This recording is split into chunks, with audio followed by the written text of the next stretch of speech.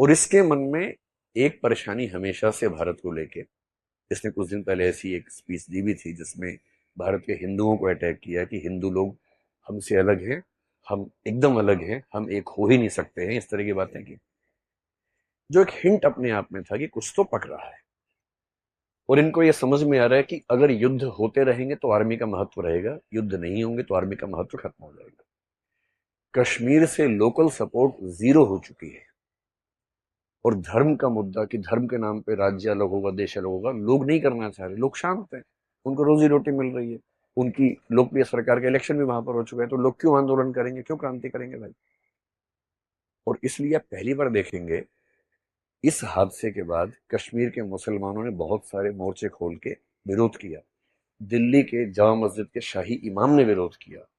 और जो ऐसी पार्टियां भारत में जिनको लेके लोग कहते हैं कि वो एकदम प्रो मुसलमान है, एंटी हिंदू है, वो वैसी साहब हो, खुल के समर्थन किया भारत सरकार का कि हम देश के साथ हैं। देश का हर मुसलमान संगठन इस समय खुल के वोकली देश के साथ खड़ा हुआ है। ये वो बार बार कह रहे हैं कि उनको कहना जरूरी भी है, उन पर शक है, उनका कहना लाजमी है, और कह भी रहे हैं, खुल के कह रहे हैं। इतना होने के बाद भी यदि हम आपस में नफरतें बढ़ा लेंगे तो इसका मतलब हमसे बड़ा कोई मूर्ख नहीं। उनकी साजिश ये है कि ऐसी कुछ घटनाएं कर दो कि कश्मीर के अंदर फिर से हिंदू मुसलमान इतना हो जाए कि कश्मीर की जो डेवलपमेंट थी, जो कश्मीर के लोग हिंदुस्तान का हिस्सा मन से बन रहे थे, वो ना बन पाए। फिर पटरी से उतर जाए सारा प्रोसेस, जो इतनी मुश्किल से पटरी पे आया है, सारा उतर जाए पटरी से। हमारे देश की देखिए सबसे खूबसूरत बात क्या है, कहते हैं कि भारत में भी इस समय सांप्रदायिकता ज्यादा है। मैं खुद इस बात से सहमत हूं कि हाँ, इस समय माहौल में पहले की तुलना में थोड़ा सा दबाव ज्यादा रहता है। पर एक बात पे जो गर्व करना चाहिए वो ये है, आप इमेजिन कीजिए कि पाकिस्तान या बांग्लादेश में वहां के माइनॉरिटीज ने वहां की मेजोरिटी के 25 लोगों को मारा होता, तो पूरे देश में क्या हाल होता। हमारे देश की सबसे बड़ी उपलब्धि ये है, 3 से 4 दिन इस घटना को हो गए, पूरे देश में एक जगह भी दंगा नहीं हुआ है। किसी देश की मेजोरिटी के 27 लोगों को मारा जाए, 25 लोगों को मारा जाए, बेरहमी से मारा जाए, और पूरे देश में एक भी दंगा फसाद ना हो, इसका मतलब है कि वो देश अपनी मूल प्रकृति में हिंसक नहीं है, मूल प्रकृति में चीजों को समझता है, समझदार है। और सबका गुस्सा कुल मिला के पाकिस्तान को लेके है, न कि भारत के लोगों के बीच की खाई की तरफ है। अब ऐसे मामले में सॉल्यूशन क्या है? अगर कोई आपसे पूछे कि ऐसी स्थिति में अगर आप होते समाधान करने वाले, सॉल्यूशन करने वाले, तो आप क्या करते? अगर हमने कश्मीर का बाइकआउट कर दिया, टूरिज्म खत्म कर दिया, तो जीत हमारी हुई या उनकी हुई? तो उनकी जीत हो गई। इसे सही समाधान क्या है?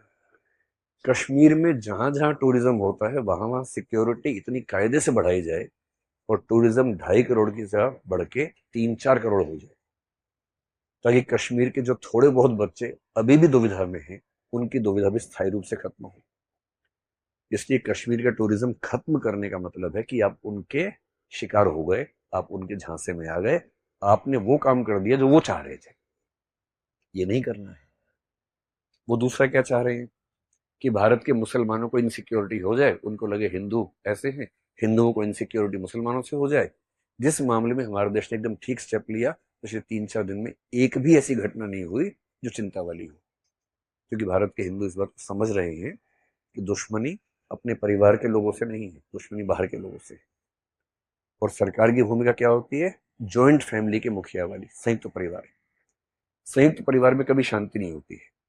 4 भाई हैं, चारों के आपस में झगड़े चलते रहते हैं। इसकी पत्नी उसकी पत्नी से नाराज है, इसका पति इसके पति से नाराज है, ज्यादा मैं कमाता हूँ, खाता ज्यादा ये है, ये मोटा हो गया है, मैं पतला हो गया हूँ, ज्यादा रिसोर्सेज मुसलमानों पे खर्च हो रहे हैं, ज्यादा संसाधन हिंदुओं पे खर्च हो रहे हैं। ये सब ज्वाइंट फैमिली में चलता है, चलता रहेगा। लेकिन कोई ज्वाइंट फैमिली घर के अंदर के झगड़ों को बाहर लेके नहीं जाती है। और सरकार एकदम सही कर रही है, नहीं लेके जा रही है। सरकार ने सारे स्टेप्स पाकिस्तान के खिलाफ लिए, नदी के मामले पे हमने एक स्टेप लिया। इन स्टेप्स का असर समय के साथ दिखेगा। और अभी आप में से कई लोगों का मन कर रहा होगा कि युद्ध हो ही जाना चाहिए।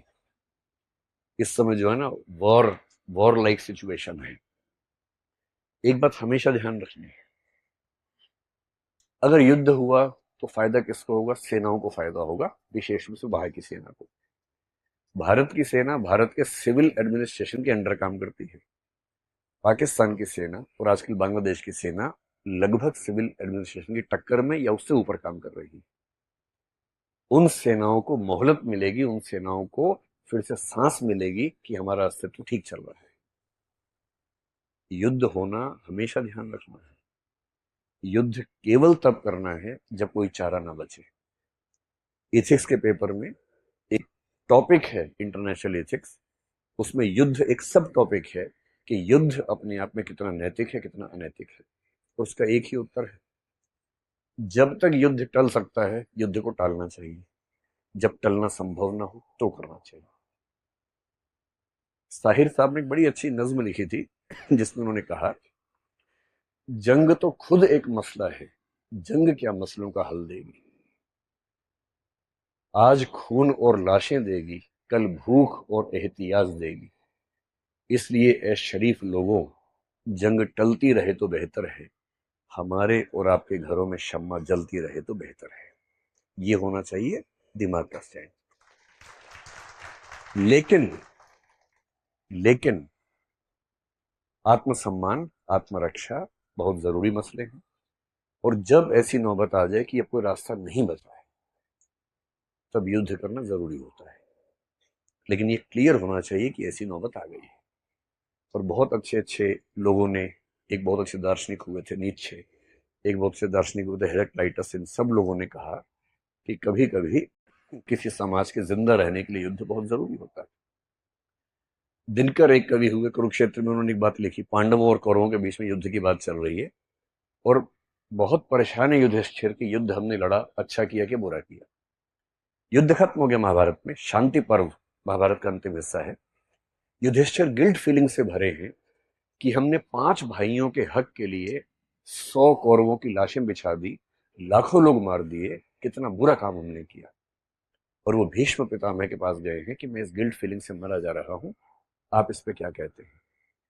भीष्म पितामह ने बहुत लंबी डिस्कशन की जिसमें एक पॉइंट सेंटर में है कि युद्ध तब तक नहीं करना है जब तक जरूरी ना हो, जरूरी हो जाए तो करना है, और करना है तो युद्ध की नैतिक जिम्मेदारी उसकी नहीं है जिसने आत्मरक्षा में किया है, युद्ध की नैतिक जिम्मेदारी उस पे है जिसने युद्ध पैदा करने की कंडीशंस क्रिएट की है।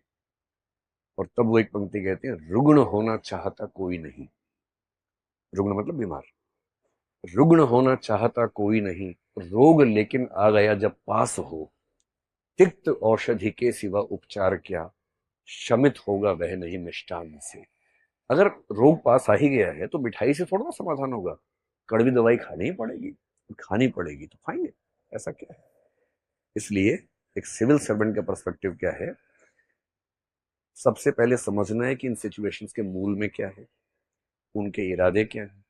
हमें उनके इरादे पूरे नहीं करने हैं, उनके इरादों को समझकर शांति से, धैर्य से, समझदारी से निर्णय करना है, उकसावे में नहीं आना है। पाकिस्तान की जनता के खिलाफ नहीं सोचना है, जो गलत कर रहे हैं, जो वहां के आतंकवादी हैंडल्स हैं या सेना के लोग हैं, उनके बारे में सोचना है। युद्ध जैसी स्थितियों से खुद को भी रोकना है, आसपास के माहौल को भी ठीक रखना है।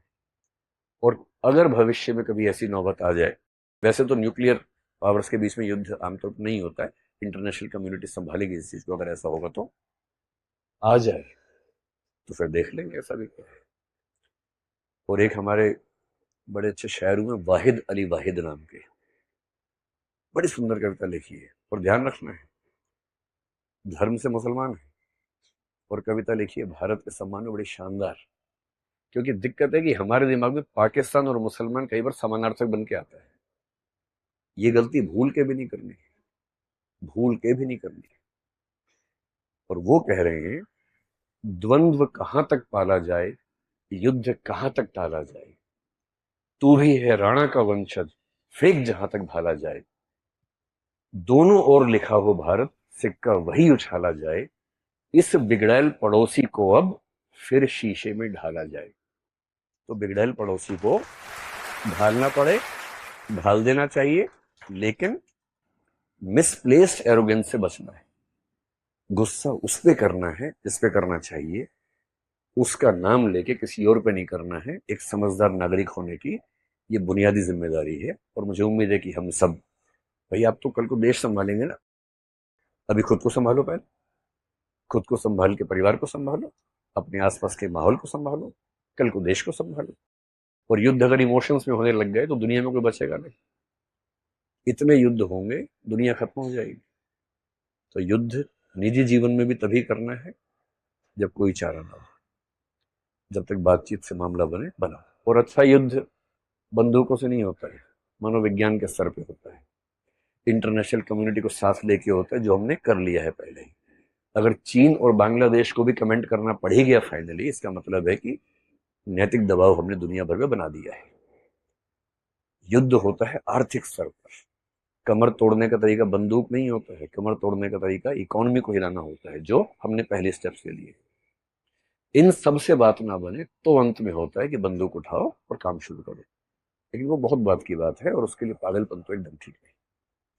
क्या मैं आपको समझा पाया? और ये एक मुद्दा था। किसी भी मुद्दे पर पर्सपेक्टिव इस तरह से रखना है, समग्र, मूल कारण पे जाना है, उथली बातों से बचना है, और जो सही समाधान है मल्टी फैसेटेड, मल्टी प्रोंग्ड, बहुपक्षीय समाधान